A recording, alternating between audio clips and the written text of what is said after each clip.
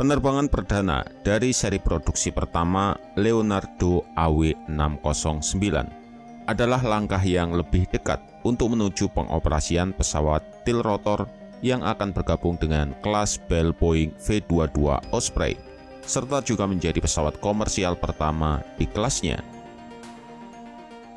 Produksi pertama AW609 yang dikenal sebagai AC-5 sebenarnya telah menyelesaikan penerbangan perdananya di Amerika Serikat pada tanggal 13 Oktober kemarin.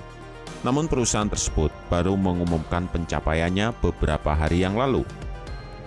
Leonardo juga menegaskan jika saat ini masih ada 3 pesawat tambahan yang berada di jalur perakitan akhir. Namun berapa banyak jumlah AW609 yang telah dipesan untuk saat ini masih menjadi rahasia. Tapi pada 2015 dilaporkan bahwa hampir 60 pesawat telah dipesan, meskipun tidak jelas berapa banyak yang dikonfirmasi. AW609 lain yang telah berhasil diproduksi sejauh ini semuanya adalah pesawat uji. Seri pertama yaitu AC-1 yang pertama kali diterbangkan pada tahun 2003 sekarang digunakan untuk pengujian darat di Italia. Seri AC-2 hilang dalam kecelakaan fatal di Italia pada tahun 2015. Seri AC-3 digunakan untuk mengevaluasi kinerja engine dan survei tingkat beban di Amerika. Sementara yang terakhir yaitu seri AC-4 digunakan untuk uji coba di Italia. Tapi selain itu juga mengambil bagian dalam tur untuk menggait calon pelanggan di seluruh dunia. AW609 memang memiliki keunggulan dan kelemahan tersendiri dari penggunaan konsep tiltrotor. Di satu sisi, baling-baling di ujung sayapnya yang ditenagai oleh mesin turboprop Pratt & Whitney PT6C67A secara fleksibilitas bisa digunakan untuk lepas landas dan pendaratan vertikal seperti layaknya helikopter. Setelah mesinnya diputar pada posisi horizontal, maka pesawat ini mendapat manfaat dari kinerja yang jauh lebih dekat dengan pesawat turboprop sayap tetap konvensional, terutama dalam hal kecepatan dan jangkauan. Namun, keunggulan seperti itu harus ditebus dengan biaya yang mahal dan juga teknologinya yang kompleks. Ambil contoh pada V-22 Osprey, di mana ia memiliki angka kesiapan yang sangat kurang dan juga masalah teknis yang kerap kali muncul.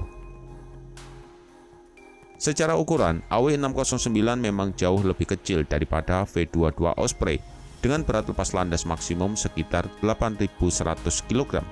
Bandingkan dengan V-22 yang mencapai 23.000 kg. AW609 sendiri dapat menampung hingga 12 penumpang dalam konfigurasi kepadatan tinggi. Sementara V-22 membawa 2 kali lipatnya atau bahkan lebih, tergantung pada pengaturan tempat duduk. V-22 juga dilengkapi dengan ram belakang, pro pengisian bahan bakar, dan kemampuan untuk mengangkut beban secara eksternal. Meski ukurannya lebih kecil, namun dengan kombinasi kecepatan jelajah 500 km per jam, jangkauan hingga 1.800 km dengan bahan bakar tambahan, dan kemampuan untuk membawa beban seberat 2.700 kg, membuat AW609 sangat menarik baik untuk misi militer dan paramiliter tertentu. Kabin bertekanan milik AW609 juga merupakan perbedaan utama dibandingkan dengan V-22 dan memungkinkannya terbang di atas cuaca buruk dan memberikan penerbangan yang lebih nyaman daripada helikopter manapun. Hal itu juga akan menjadi keuntungan khusus untuk misi SAR dan evakuasi medis serta untuk misi VIP. AW609 kemungkinan besar akan lebih mudah untuk bersaing dengan V-22 Osprey. Karena sejauh ini V-22 hanya mendapatkan penjualan asing ke Jepang saja dan jumlahnya juga sangat sedikit. Negara-negara lain yang dikabarkan pernah menunjukkan minat pada Osprey adalah Israel dan Indonesia.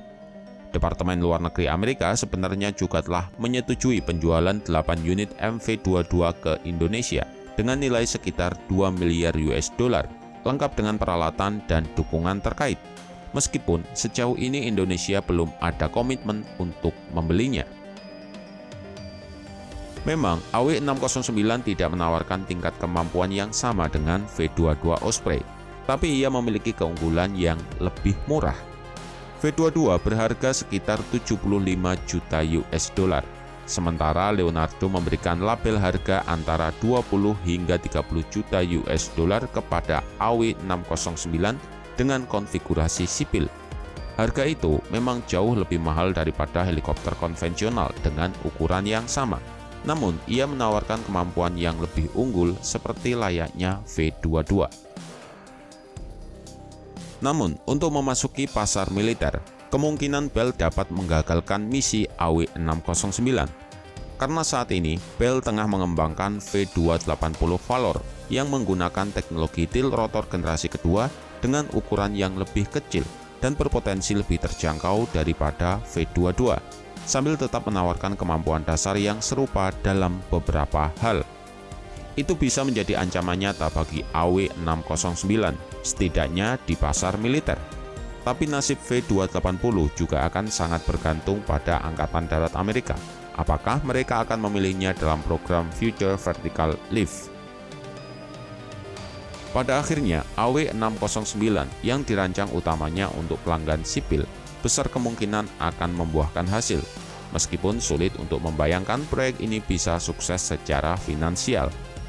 Di sisi lain, jika ia berhasil memiliki pelanggan sipil yang lebih luas, itu berarti akan membantu menurunkan biaya serta membantu meringankan masalah perawatan, seperti yang telah mengganggu pada V-22 Osprey.